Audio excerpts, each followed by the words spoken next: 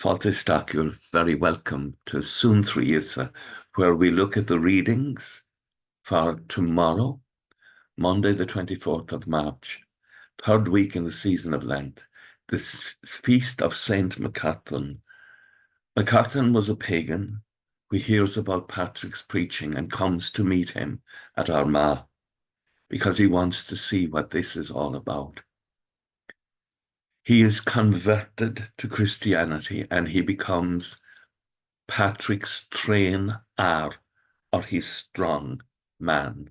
He will accompany Patrick as a bodyguard. So he was obviously physically impressive. And we know that in later life, when Patrick was finding life difficult, he used to carry Patrick. Eventually, one day, crossing a stream, he began to groan himself. He was getting older.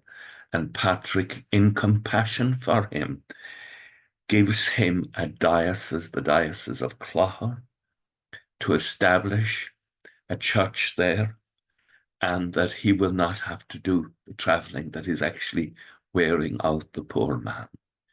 He's one of Patrick's wonderful companions, Macartan.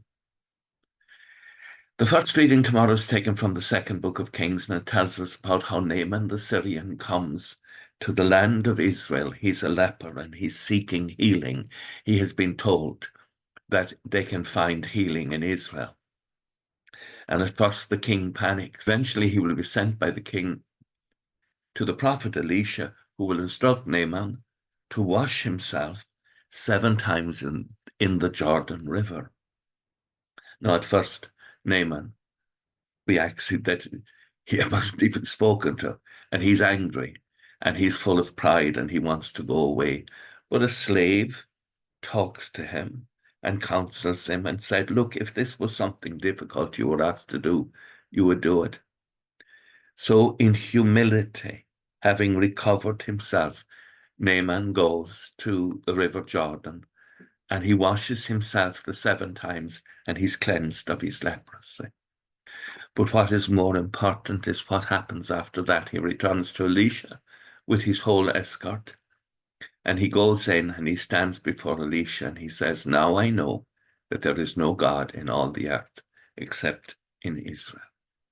He has come to know the one true God. That's the great healing.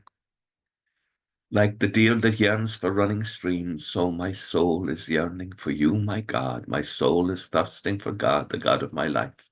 Psalm 42 expresses that in each one of our hearts, there is a longing, a desire, a need to find God.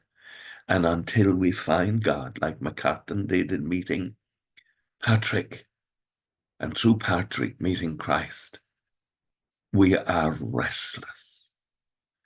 And so Christ in the gospel comes to Nazareth, or Nazareth as it's called in St. Luke, and there he is rejected because the people, like Naaman in the beginning, are filled with pride and they won't listen.